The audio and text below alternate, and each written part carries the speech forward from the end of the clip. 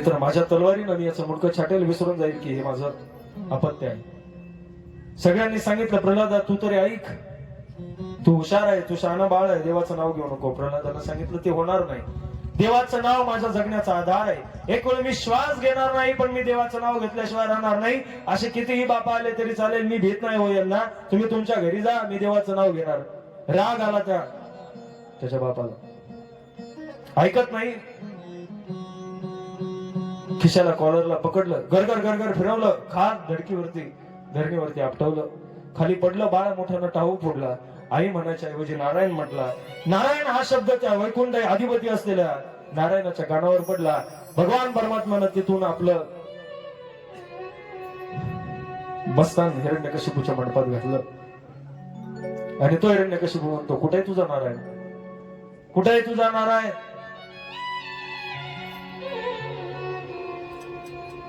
उठला तो भक्त प्रल्हाद, हातपाय कपडे सावरले, डोळे पुसले, रडक्या आवाजात सांगितलं, बाबा बाबा बघायचं का नारायण, बघायचं नारायण, सगळीकडे आहे नारायण.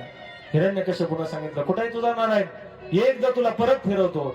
पाठीमागे पळू लागला हिरण्यकशिपू प्रल्हादाच्या. प्रल्हाद तिथंच मंडपामध्ये पुढे पुढे पळायचा. बाबा नको, बाबा नको, बाबा नका मारू, माझा नारायण सगळीकडे, कुठे आहे सांग, नाहीतर तुला परत आपटेल खाली.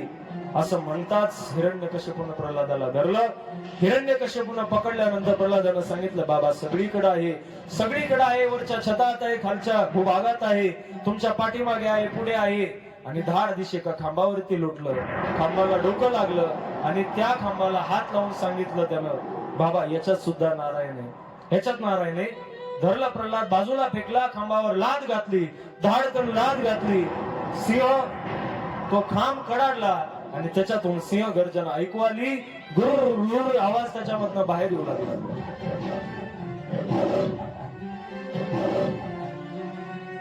आणि तो आवाज ऐकल्यानंतर भक्त प्रल्हाद घाबरला, पळत गेला आईकडे. आई आई आई, त्या खांबात कोणीतरी आहे.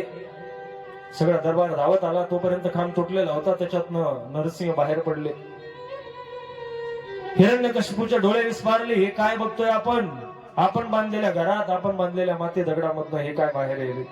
कोणीतरी दैत्य राक्षस असावा म्हणून आपली मायावी शक्ती बाहेर काढली. नरसिंहानं बघितलं, हिरण्यकशिपू मांडीवरती घेतला, त्याच्या वराचं स्मरण झालं, मला कथा सांगायची नाही. पाडला तो हिरण्यकशिपू. भक्त प्रल्हादाचं रक्षण केलं. उभं राहायचं असतं महाराज, हे शिवराय ह्या चरित्रातून शिकले होते. उभं राहायचं असतं. शिवरायांच्या तुलनेनं हा सुद्धा हिरण्यकशिपूच होता. औरंगजेबासारखा एक 32 दाताचा बोकड शिल्लक आहे आणि जोपर्यंत तो कबरीत जात नाही तोपर्यंत ही माती शांत होत नाही. लवलुहान झालेल्या मातीला पुन्हा शांतीनं, समाधानानं जर सजवायचं असेल तर एकदा याची मुलाखत घ्यायलाच पाहिजे. मावळ्यांना सांगितलं, चला आई जगदंबेची इच्छा असेल तर हे सुद्धा संकट आपल्यावर नवारलं जाईल. छत्रपतीश्वरांनी भल्या पहाटे आंघोळ केली, आपल्या जगदेवाचं रायरेश्वराचं स्मरण केलं, रायरेश्वराला प्रार्थना केली, हे महादेवा एकदा तुझं भजन करतो, या भजनातून तुला साथ घालतो. उद्या मोगल सम्राट औरंगजेबाला भेटायला चाललोय, तुझा आशीर्वाद माझ्या पाठीमागे राहू दे. शिवराय ओम नमः शिवाय म्हणतायत आणि मावळे त्यांना ते म्हणत असताना मदत करताय. आपण सगळ्यांनी दोन्ही हात वरती करून महादेवाचं भजन म्हणायचं. जय शिव शंकरा, हर हर हर महादेव हरा. जय शिव शंकरा, हर हर हर महादेव हरा. जय शिव शंकरा,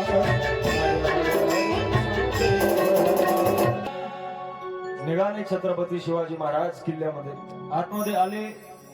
मिर्झा राजांनी महाराजांना आतमध्ये बोलावून शिवाजी महाराजांसोबत बाळ शंभूराजे किल्ल्यामध्ये आले. आल्यानंतर ज्या ठिकाणी सगळे बादशहाचे मांडलिक उभे होते त्या ठिकाणी शिवराय उभे राहिले. धारधार तलवारी सारखं नाक, महादेवाच्या डोक्यावरती असलेल्या चंद्राप्रमाणे जिरेटोप, चेहऱ्याला शोभेल अशा प्रकारची सुबक दाढी, पिळदार मिशा, गुलाब पाकळ्यासारखे होठ, सफरचंदासारखे गाल, धनुष्याकृती असलेले डोळे, बारीक असलेल्या भोवया आणि डोळ्यात असलेली प्रचंड चेतना, हे असं रूप बघून त्या दरबारामधले स्वतःला राजे रजवाडे, सरदार, मनसबदार, पाटील, देशमुख, हम भी कुछ है अशा प्रकारच्या मिजानामध्ये असलेल्या लोकांनी छत्रपतींचं ते रूपडं बघितलं. काही जण म्हणतात 5'7", काही जण म्हणतात 5'6", काही जण म्हणतात 5'8", काही जण म्हणतात 5'5" शिवाजी महाराजांची उंची होती. मध्यम बांधा होता. शिवाजी महाराज गोरे होते. शिवाजी महाराजांना बघितल्यानंतर प्रथम दर्शनी त्यांच्याकडे बघितल्यावर ते वाटावं की हे खरंच कुठल्या तरी शाही घराण्यातले, कुठल्या तरी मोठ्या वारसा संपन्न असलेल्या कुलातून आलेलं हे शरीर, हे रूपडं, हे व्यक्तिमत्व. आणि शिवाजी महाराजांना बघितल्यानंतर पहिल्यांदा शिवाजी महाराजांच्या प्रेमात पडलं ते व्यक्तिमत्व. त्याचं दुसरं नाव ते म्हणजे औरंगजेबाची मुलगी, औरंगजेबाची पत्नी, औरंगजेबाची अनेक दास्यांपैकी असलेल्या एक दोघे जणींचा उल्लेख महाराजांच्या चरित्रात येतो. शिवाजी महाराजांच्या एका मुलीनं, माफ करा, औरंगजेबाच्या एका मुलीनं शिवरायांना बघितलं, पळत गेली, आईला सांगितलं, आवाज दिला, अम्मी जान हमने सिवा को देखा, अम्मी जान हमने सिवा को देखा है, क्या रूप है, क्या चाल है, क्या मिजाज है, वो चलने का ढंग, वो देखने का अंदाज, वो रूबरू होने का उनका वो जज्बा, वो शिवाजी महाराजांचं वर्णन ती मुलगी तरुणी करते. शिवाजी महाराज गेले तेव्हा फार काही वय नव्हतं राजांचं. शंभू बाळ 4-5 वर्षाचे होते. ऐन तारुण्यात असलेला छत्रपती शिवाजी महाराज, आणि ते महाराजांना बघितल्यानंतर जाऊन सांगितलं, महाराज आलेले आहेत, आलेले आहेत. ते जेवढी चर्चा मोगल दरबारात मोगलांच्या सरदारांची नव्हती, जन्म झाल्यापासून त्या मुलीनं एकच नाव ऐकलेलं होतं, दक्कन का मनहूस सिवा. आणि तिने येऊन सांगितलं, कौन कहता है ये मनहूस है, जाके देखो हमारी शक्लें भी उसके सामने, उसके सामने हमारे शक्लें भी.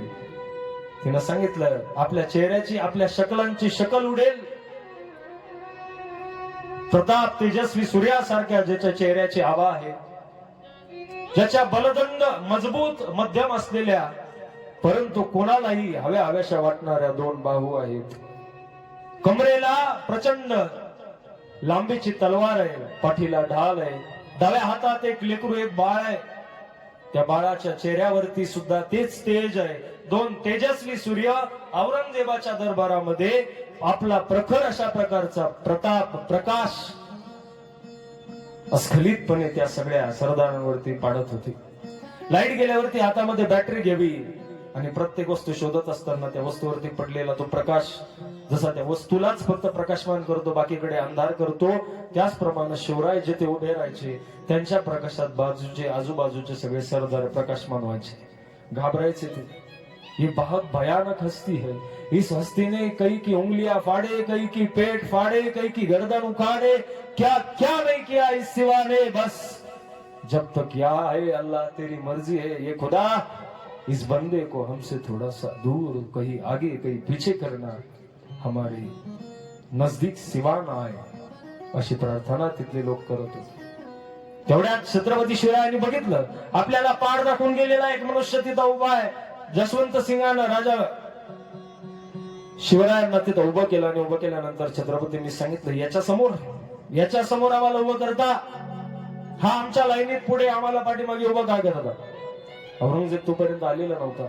मिर्झा राजाचा मुलगा तिथं आला. मिर्झा राजाच्या मुलांना सांगितलं, राजा अरडू नका, ओरडू नका, ही दरबाराची प्रथा नाही, हे स्वराज्य नाही, इथं ओरडू नका, इथे हे चालणार नाही. शिवाजी महाराजांनी सांगितलं, मग आम्हाला हे पण चालणार नाही. ज्यानं आम्हाला पाठ दाखवली, या जसवंत सिंगाला, याला आमच्या समोर ठेवला. तेव्हा छत्रपतींचा राग शांत करण्याकरता मिर्झाराजांचा मुलगा सांगतो, राजे होईल काहीतरी बदल करू. काय होईल? 5-5 हजाराची मनसबदारी ज्यांच्या कडा तुम्ही देताय, त्या लोकांच्या दारात आम्हाला उभं करता. अशा मनसबदारी आम्ही रोज आमच्या स्वराज्यामध्ये आमच्या मावळ्यांना वाटतो. मी तर उभा राहणार नाही. एक वेळ तुम्ही माझं सिरकलम केलं तर चालेल, पण मी माझा अपमान सहन करणार नाही. प्राण गेला तरी बेहत्तर. मी माझ्या सन्मानाला, मी माझ्या स्वाभिमानाला कुठल्याही प्रकारची तडजोड करणार नाही. जा तुझ्या राजाला आणि तुझ्या बादशाला सांग, छत्रपती ह्या जागेवर थांबणार नाही. तेवढ्यात औरंगजेबाला क्या हो रहा है, क्या सो रहे, आणि आवाज दिला. काय झालं म्हटले, का बरं आरडताय, कोण करतायत गोंधळ. तेवढ्या शिवाजी महाराजांसोबत त्यांचं ताट समोर आलं. त्याच्यामध्ये शिवाजी महाराजांचं मानाचं साहित्य होतं. काही नजराना, काही देखावे, काही भेटी होत्या. ते शिवाजी महाराजांच्या समोर आल्यावर शिवाजी महाराजांनी ते ताट हातात घेतलं, आकाशाच्या दिशेनं असं वर भेरकावलं आणि शिवाजी महाराज मोगल बादशहाच्या समोर आले आणि सांगितलं, आमचा अपमान करण्यासाठी आम्हाला इथं बोलावलं का, आमच्या अपमानासाठी इथं बोलावलं का, आम्ही येत नव्हतो. जसवंत सिंगाला मी सांगितलं होतं, आमच्या अपमानाची तडजोड करू नका, जीविताशी खेळा, पण या स्वराज्याच्या ह्या स्वाभिमानाला मी दुखावणार नाही. शिवाजी महाराज तिथून गेले आणि गेल्यानंतर पोलाद खानाने शिवाजी महाराजांना घेरलं. पोलाद खानाने वेढा टाकला. तेवढ्यात मिर्झाराजे पळत आले. पोलाद खान बाजूला हो, नाहीतर मी तलवार बाहेर काढेल. पोलाद खानाला माहिती होतं शिवाजी महाराजांना आणायची भूमिका जसवंत सिंगाची होती. जसवंत सिंग समोर आल्यानंतर पोलाद बाजूला झाला. महाराजांना सांगितलं जसवंत सिंगाने, राजे एवढा राग बरा नाही, आपण दूर मुलकावर आहोत. शिवराय म्हटले, मग दूर मुलकावर आलं म्हणजे अपमान सहन करायचं का, ते तुम्ही करा. आयुष्यभर तुम्ही मोगलांची चाकरी केली, याशिवाय तुमचा इतिहास काय. सह्याद्रीच्या कड्या कोपऱ्याला विचारा, गावागावात जाऊन विचारा, छत्रपती शिवराय नाव काय, जाऊन विचारा. तुमच्यासारखी लाचारी या दरबारात आम्ही करणार नाही. हे शीर तुमच्या समोर आहे, हे शंभू बाळ तुमच्या समोर आहे. आम्ही दोघं ह्या पूर्ण किल्ल्यामध्ये आहोत. आमच्या सोबत आमची माणसं होती, आमची माणसं कुठे आहे आम्हाला माहिती नाही. आपल्या गड किल्ल्याच्या भोवती आपल्या वेशीमध्ये आमची 200 माणसं आहेत, बाकी एकही माणूस आमच्या आसपास नाही. तुम्ही ठरवलं तर आजही गर्दन तुमची, उद्याही तुमचीच आहे. अपमान करू नका राजे, शेवटची विनंती. आणि शिवराय आतमध्ये जाऊन बसले. पेहरा उतरवला, चेहरा म्लान झालेला होता. आजपर्यंत कोणी असा अपमान केलेला नव्हता. जस्तर खुद्द औरंगजेबासमोर अशा प्रकारची शिवाजी महाराजांनी दाखवलेली हिंमत. आणि साहजिकच याची चर्चा घरात होते. पुन्हा औरंगजेबाच्या मुलीने सांगितलं, क्या क्या क्या क्या क्या गुस्सा था या अल्लाह. आणि ती त्या औरंगजेबाच्या दरबारामध्ये येऊन म्हटली, क्या सिवा है, वाह, आज तक ऐसा कोई पैदा नहीं हुआ हमारे जनान खाने में, ना हमारे अब्बा के, ना दद्दा के, ना भाईजान के, कहां से आते हैं ऐसे लोग. आणि मग ती म्हणत होती, धन्य आहे शिवा, धन्य आहे शिवा. माझ्या बापाच्या समोर आजपर्यंत कुणीच अशा प्रकारे डोळेवर करून बोललं नाही, आवाज वाढवून बोललं नाही. शिवाजी महाराजांच्या प्रेमात ती तरुणी पडली. शिवराय कैदेत होते. शिवाजी महाराज जवळपास 2 महिन्याहून अधिक काळ त्या वेड्यामध्ये बसलेले होते. वेढा घट्ट होत होता. शिवरायांना राजगडाचे वेध लागले. शिवरायांनी एक हुंडी लिहिली. जसवंत सिंगाला सांगितलं, ही हुंडी घ्या, स्वराज्यामध्ये सोडवा, मला 60,000 द्या. शिवाजी महाराजांनी तिथं पैसे घेतले आणि त्या पैशातून शिवरायांनी सांगितलं, 1-1.5 महिना झाला मी आपल्या कैदेमध्ये आहे, मला वाटतं मला प्रदीर्घ आजार झालेला आहे, आपण काही झालं तर माझ्यावरती उपचार करणारे आपल्या परिसरातले वैद्य बोलवा. शिवरायांनी सांगितलं. वैद्य आले. शिवरायांना बघितलं. शिवरायांच्या तब्येतीची तपासणी होऊ लागली. करता करता शिवाजी महाराजांनी प्रचंड आजारपणाचं सोंग घेतलं. आजार शिरावरती बसलाय असं भासवलं आणि हे करता करता बराचसा काळ गेला. शिवरायांनी सांगितलं मावळ्यांना की शंभू राजाला आता बाहेर सोडा. पोलाद खानानं सांगितलं, ठीक आहे. बाळशंभूला येण्या जाण्याची मुभा दिली. शंभू राजानं त्या वैद्यांना सांगितलं की अब हमारे आबा ज्यादा दिन जीने वाले नहीं है. त्या वैद्यांनी सांगितलं, क्या हुआ तुम्हारे बचान को. संभाजी महाराजांनी सांगितलं, त्यांची तब्येत दिवसेंदिवस खराब होते, आजारांनी त्यांना ग्रासलेला आहे, आम्हाला काहीही केलं तरी त्यांच्यावर उपचार केले पाहिजे, चला आपण चला. शिवाजी महाराजांच्यासाठी संभाजी महाराजांनी वैद्य आणले आणि वैद्यांकरवी शिवाजी महाराजांनी सांगितलं की तुम्ही जाऊन त्या बादशाहाला सांगा, माझ्याच आणि माझ्या तब्येतीमध्ये सुधारणा होत नाही, आपण काहीही करा, यांना आपण चांगल्या उपचाराकरता दख्खनला पाठवा किंवा दख्खनची वैद्य आणा. औरंगजेबाने ती मागणी धुडकावली. आपल्या चाहतीतले 2-4 वैद्य दिले. शिवराय बरे होत नाही आणि मग सगळ्यांना कळून चुकलं की अब ये शिवा ऐसे भी मरने वाला है, वैसे भी मरने वाला है. आणि 30 सुरक्षेचा जो पहारा होता तो पूर्ण गळून गेला, ढिला झाला. जो असाच आजाराने मरणार आहे त्याच्याकरता कशाला आणि खटपट करायची. ते 2च जीव आहे, एक बाळ एक बाप आहे. तो आजारी पडलाय, तो काय करणार, हा जाऊन येऊन बाहेर काय करणार. आता त्यांना काय माहिती हे काय करणार, पुढे काय दिवे लावणार. त्यांनी असले नमुने ते बनवलेले होते औरंगजेबाने. भारतीयच मनुष्य होता, भारतीय लोकांची मानसिकता असते. कुठलंही काम एक ठराविक अंतरापर्यंत चांगलं असतं, नंतर भारतीय मनुष्य त्या कामामध्ये पहिल्यासारखा रस दाखवत नाही, गळून जातात, ढिल्ले पडतात. त्यांनी सुद्धा वेळा ढिल्ला केला. शिवाजी महाराजांनी ही संधी शोधली. संभाजी राजाला सांगितलं, राजे जा आणि पोलाद खानाला सांग की राजांची शेवटची इच्छा आहे की राजांना, गरीब लोकांना काही मिठाई पेढे, आग्र्याचा पेढा प्रसिद्ध आहे, शिवाजी महाराजांना तो वाटायचा आहे. पोलाद खान म्हटला ठीक, त्याला मंजुरी कशाला पाहिजे, ऐसे भी सिवा अल्लाह को प्यारा होने वाला है, जाने दो, मंजुरी आहे, जाओ संभाजी. शिवाजी महाराजांकरता संभाजी राजे आत गेले. राजस्थानामध्ये ही घटना लिहून ठेवली. जे पेटारे बनवलेले होते संभाजी राजांनी, शिवाजी महाराजांनी, ते पेटारे त्या मातीमध्ये त्याच्या आधी आणि नंतर कधीच बनले नाही. हे पेटारे बनवायचं काम बहिर्जी नाईकांनी केलं होतं. पर्याय किती असू शकता एका घटनेचे हे फक्त स्वराज्यातल्या मावळ्यांनी त्या काळामध्ये दाखवून दिलं. घटना एक आहे पण त्याच्याकरता लावलेली पर्यायाची रांग छत्रपतींकरता मावळ्यांनी तयार केलेली होती. बहिर्जींनी खास विशिष्ट पेटे बनवून त्या पेट्यामध्ये पेढे घातले आणि ते महाराजांकडे यायचे. महाराज त्याला हात लावायचे, बघायचे, आई भवानीचं नाव घ्यायचे आणि तो पेढा गरीबाला वाटला जायचा. सुरुवातीला पोलाद खानाला संशय होता याच्यातून पळून जातील. त्या पेट्याच्या वरून बाले खुपसायचे, उघडायचं, एक एक वस्तू बाहेर काढायची, पुन्हा हात घालायची, अशी तपासणी चालू होती. करता करता पाऊस सुरू झाला आणि त्या काळामध्ये अधूनमधून पडणाऱ्या त्या पावसानं यांचा वेढा ढिल्ला झाला. शिवाजी महाराजांसोबत जी काही 200 मावळे होते त्यांच्यापैकी काही मावळे शिवाजी महाराजांनी हळूहळू पेटीच्या रूपानं, पालखीच्या भोईच्या रूपानं बाहेर काढली. 4-2 मावळे जवळ ठेवली आणि शिवाजी महाराजांनी संभाजी महाराज एका पेटाऱ्यामध्ये घातले आणि संभाजीराजे बाहेर पाठवले. आता राहिलेले होते 5-6 जण. त्यापैकी शिवाजी महाराजांनी सांगितलं होतं, मदारी मेहतर होते. मदारी मेहतरला शिवरायांनी सांगितलं, उद्या सकाळी पोलाद खानाला चुकवून मला बाहेर पडायचंय. आपण इथे या आसनावरती शिवाजी महाराजांनी आपल्या हातातला सोन्याचा कडा त्याच्या हातात घातला आणि त्याला झोपवलं. शिवाजी महाराजांच्या आथरुणावरती पडलेलं मदारी मेहतर, कुणी मदारी मेहतर म्हणतं, कुणी येसाजी कंक म्हणतं. इतिहासात 2-3 नावं येतात. शिवरायांच्या सोबतीला, मदतीला असलेले, चाकरीला असलेले सेवक शिवरायांच्या आथरुणावरती पडले. एक जण खाली बसलेला आहे, एक जण पाय दाबतोय, एक जण झोपलेला आहे. आणि भल्या पहाटेच्या एका पेटाऱ्याच्या सोबत शिवाजी महाराज भोईच्या रूपानं एका पेटाऱ्याला खांद्यावर घेतलं आणि शिवाजी महाराज आपली चप्पल आहे त्या ठिकाणी ठेवली. ते पायतान तिथं ठेवून छत्रपती शिवराय बाहेर आले. बाहेर येत असताना शिवाजी महाराज कोणालाही ओळखू येणार नाही या पेहरावामध्ये बाहेर पडले. किल्ल्याच्या बाहेर छत्रपती शिवराय आले. दूर दूर अंतरावरती खूप मोठा धूर करण्यात आला आणि त्या धुराच्या दिशेनं छत्रपती शिवराय आपल्या काही मोजक्या मावळ्यांसोबत गेले. त्या धुराजवळ, म्हणजे आपले लक्षणं सुद्धा कळावे, खुणा सुद्धा कळाव्या याकरता दूर अशा प्रकारे जाळ केलेला होता आणि त्या जाळाच्या भोवती शिवराय आले. आल्यानंतर सगळ्या मावळ्यांची भेट झाली आणि भेट झाल्यानंतर शिवाजी महाराजांनी मदारी मेहतर आणि शेवटचे 2 साथीदार येईपर्यंत वाट बघितली.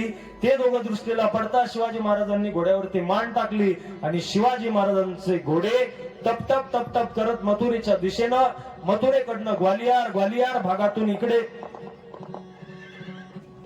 महाराष्ट्राकडे, स्वराज्याकडे येत होते. रस्त्याने येत असताना शिवरायांनी मथुरेला संभाजीराजे ठेवले. शिवाजी महाराजांचे प्रधान मोरोपंत पिंगळे यांच्या बायकोचे भाऊ म्हणजे पिंगळ्यांचे मेवणे कृष्णाजी म्हणून मथुरेला राहत होते. त्यांच्या घरी शंभूराजांना ठेवलं आणि शिवाजी महाराज राजगडावर पोहोचले. वाट्यामध्ये रस्त्यानं शिवाजी महाराजांनी एक अफवा पसरवली. मोगल सैनिकांनी पाठलाग केला आणि त्या पाठलागामध्ये छत्रपती संभाजी महाराज, युवराज संभाजी मारले गेले. संभाजी महाराजांचा दावा राजगडावरती आल्यावरती शिवाजी महाराजांनी केला. संभाजी महाराजांचा दावा घालून छत्रपती शिवरायांनी आपल्या डोक्याचे केस सगळ्या प्रजेला बाजूला केलेले दाखवले, दुःख प्रजेला दाखवलं. दिल्लीच्या तख्ताला बातमी कळली की संभाजीराजे मारले गेले आणि शिवाजी महाराज गडावरती पोहोचले. त्यानंतर काही दिवसांनी संभाजी महाराज सुद्धा गडावरती आले. इकडं पोलाद खानाचं मात्र पळता भुई थोडी झाली होती. पोलाद खानाला वाटलं आता हा निरोप द्यायचा कुणी. पोलाद खानाची त्यावेळेस शिफ्ट चालू होती. फर्स्ट शिफ्टला पोलाद खान होता. तो म्हटला आपण आता वाच्यता करायला नको. सेकंड शिफ्टचे लोक येतील, ते बघतील, ते सांगतील औरंगजेबाला. थर्ड शिफ्टचे येतील, ते सांगतील. पहिल्यांनी सांगितलं नाही, दुसऱ्यांनी सांगितलं नाही, तिसऱ्यांनी सांगितलं नाही. पूर्ण 24 तास गेले महाराज, कळालं नाही. आणि दुसऱ्या दिवशी सकाळी पुन्हा फर्स्ट शिफ्टचे आले. त्यांनी पाहिलं की बातमी कोणीच सांगितली नाही. तोपर्यंत पोलाद खानाला कळलं की शिवराय पळून गेले. औरंगजेबाला बातमी कळली आणि औरंगजेबानं टाहो फोडला. तो मोठ्यानं शिवरायांना शिवा देऊ लागला. दगाबाज वो शिवा, जाव ढूंढो. पुन्हा मुघल सैन्य पाठीमागं लागलं. पण महाराज शिवाजी महाराज तोपर्यंत गडावरती पोहोचलेले होते. शिवाजी महाराज गडावरती पोहोचल्यानंतर त्या घटनेची नोंद त्या काळातल्या इंग्रज शासकांनी लिहून ठेवली. शिवाजी महाराजांनी आग्र्याच्या तख्ताच्या मोगलाच्या त्या औरंगजेबाच्या हातावरती तुरी दिल्या असा उल्लेख लंडन गॅझेट मध्ये येतो. शिवाजी महाराजांनी केलेली ही घटना इतिहासामध्ये अद्वितीय एकमेव आहे. शिवरायांचं ही घटना, हे चरित्र आपल्याला एक गोष्ट शिकवते. परिस्थिती कशीही असली तरी आपण जगण्याचे पर्याय शिल्लक ठेवले. 2 माणसं होती, त्या दोघांनी खून केला. राजांनी सांगितलं 1 वर्षाच्या आत तुम्हाला मी फाशीची शिक्षा देईन. त्याच्यातला एक हुशार होता आणि त्याच्यातला एक थोडासा भित्रा होता. राजांनी शिक्षा दिली, तुम्हाला फाशीची शिक्षा दिली. तो घाबरला, रडायला लागला. आणि दुसरा मात्र म्हणत होता, असं डोक्याला खाजवायचा, कधी कधी दाढीला हात लावायचा. शिवाजी महाराज आग्र्यात होते, मगर मिठीत होते. औरंगजेब होता, पोलाद खान होता, सगळं आजूबाजूला किल्ला होता भयानक. आणि ह्या सगळ्यातून सुटायचं म्हणजे आपल्या सारख्याची घाबरगुंडी झाली असते. महाराज जगण्याचे पर्याय आखले पाहिजे.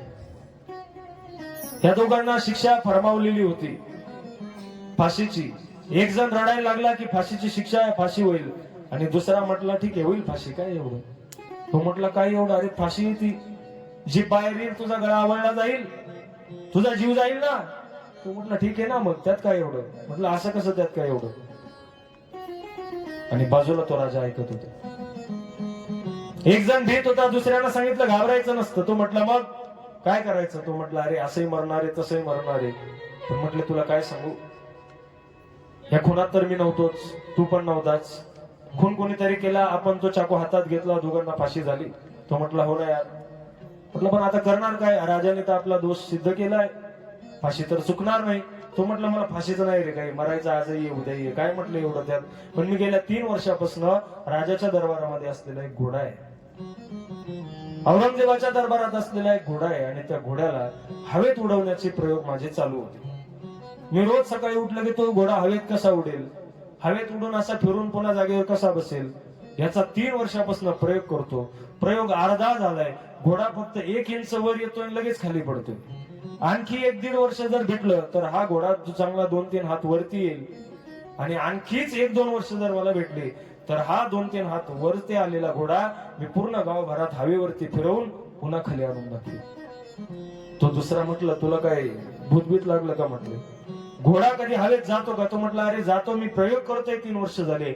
या राजाला काय दुर्बुद्धी सुचली, मला आताच फाशी द्यायची. असंही मरणार आहे, तसंही मरणार आहे. या राजाला कोणीतरी सांगा 1-2-3 वर्ष प्रयोग करून बघू दे, नाहीतर मी आजही तुम्हाला फाशी दिलेलीच.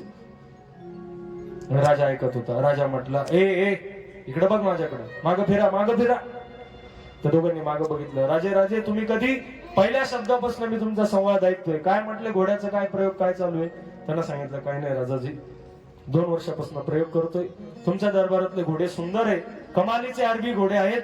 ते घोडे मला उडवायचे, मी प्रयोग केला. माझा प्रयोग एक 20-25% सक्सेस आहे. थोडा वेळ भेटला असता तर प्रयोग कदाचित झालाही असता. राजा म्हटला मरणापासून तू मला काहीतरी वेडा बनवतो का, तुझी फाशीची शिक्षा चुकणार नाही. तो म्हटला राजा मी कशाला खोटं बोलू, मरणारा माणूस खोटं बोलत असतो का. नाही, मरणारा माणूस खरं बोलत असतो. मरणाऱ्या माणसाची शेवटची इच्छा ऐकली पाहिजे. मी असंही मरणार आहे, तसंही मरणार आहे, मी खोटं बोलू कशाला. राजानं सांगितलं खरंच प्रयोग करणार. म्हटले हो. जा म्हटले तुला 1 वर्ष दिलं. त्याला आनंद झाला. राजा निघून गेला. तो दुसरा म्हटला, अरे जरी 1 वर्ष भेटलं तरी 1 वर्ष आता बोलता चालता जाईल, पुन्हा फाशी घ्यायचीच. तो म्हटला, अरे येड्या, 1 वर्ष तर भेटलं ना तुला, आता ते 1 वर्ष तर घे. 365 दिवस तुला पर्याय तुझ्या समोर आहे. 365 दिवसात एक युक्ती सुचेल, पुन्हा 1 दिवस तरी वाढेल. एक क्षणभराच्या युक्तीनं 365 दिवस भेटले. 365 दिवसात अशी 1 दिवस येईल, तिथून पुढे पुन्हा जीवन जगण्याचे पर्याय उभा राहतील. आज पर्याय माझ्या समोर आहे. मग 1 वर्षाचं दुःख आजच का घेऊ, होईल काहीतरी. तो म्हटला, काय होईल? अरे वर्षभरात एकतर आपण जाऊ बिनफाशीचे, नाहीतर राजा जाईल, नाहीतर तो घोडा जाईल, काहीतरी होईल. जीवनाला पर्याय उभे राहतील. शिवाजी महाराजांचं चरित्र सुद्धा हेच शिकवतं. औरंगजेबाच्या मगर मिठीत छत्रपती शिवराय अडकलेले असताना जगण्याचं सोडा, सुटायचं सोडा, जगण्याची सुद्धा भ्रांत होती महाराज. पण शिवराय तिथून बाहेर येतात, कारण प्रचंड इच्छाशक्ती छत्रपती शिवरायांच्या हृदयात होती. म्हणून छत्रपती शिवाजी महाराज आग्र्याच्या त्या मगर मिठीतून सही सलामत राजगडावरती आले. आपण सगळ्यांनी एकदा मोठ्या आवाजामध्ये छत्रपती शिवाजी महाराजांच्या ह्या घटनेचं कौतुक आपण शिवाजी महाराजांची गर्जना करून करूया. प्रौढ प्रताप पुरंदरा क्षत्रिय कुलावतंस सिंहासनाधीश्वर राजाधिराज शिवछत्रपती शिवाजी महाराज की जय. धर्मवीर संभाजी महाराज की जय. राजमाता जिजाऊ मासाहेब की जय.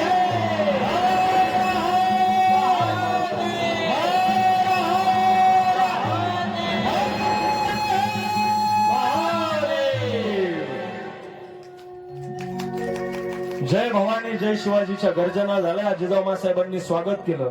येताना शिवराय एका गोंधळाच्या रूपात गडावरती पोहोचले. आई भिक्षावडा, आई भिक्षावडा. जिजाऊ साहेबांनी ओळखलं, राजे आले. शंभू कुठे? राजांनी सांगितलं शंभू मेले. जिजाऊ साहेब 1 महिना आजारी पडलेल्या होत्या. नंतर कळालं की संभाजीराजे सुद्धा जिवंत आहे.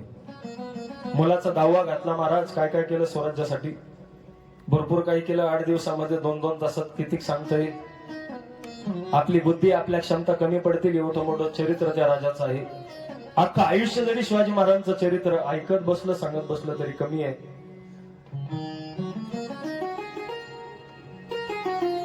असतिगिरी समंस्यात कंजलम सिंधू पात्रे सुरवर तरुशाखा लेखनी पत्र यत्र मुरवी लिखती यदि ग्रहीत्वा शारदा सर्वकालम तदपि तव गुणाना मिश पारम न याते. कृष्ण परमात्म्याचं चरित्र शब्दात होत नाही. माझ्या शिवप्रभूचं चरित्र सुद्धा 8 दिवसात 2 तासाच्या कथेनं पूर्ण होणार नाही. छत्रपती समजून घेण्याकरता एकदा राजगडावर जा एकदा गडावरती. आपल्या सगळ्यांना आवाहन करेल, आयुष्यात मरणात माती होण्याच्या अगोदर ज्या मातीला शिवप्रभूंचे पाय लागले ती माती एकदा कपाळाला लावा आणि मग आपल्या शरीराला मातीत घाला. तोपर्यंत मरण्याचा अधिकार महाराष्ट्रातल्या कुठल्याही माणसाला नाही, जोपर्यंत तो छत्रपती शिवरायांचा राजगड बघत नाही. लग्न झाल्यावरती जेजुरीला नक्कीच जा, पण त्या अगोदर आपल्या धर्मपत्नीला माझ्या राजांचा राजगड दाखवा. त्या धर्मपत्नीनं, त्या नववधूनं जर राजगड बघितला तर ती नक्कीच एखाद्या संभाजीला, नक्कीच एखाद्या तानाजीला, नक्कीच एखाद्या शिवाजी महाराजाला जन्माला घालेल.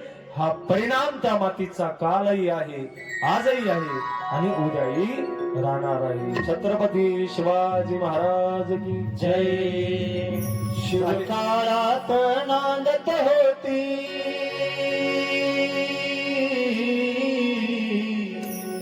शिवकाळात नांदत होती सुखात सारी प्रजा, सुखात सारी प्रजा. म्हणून म्हणती शिवाजी माझा जाणता राजा.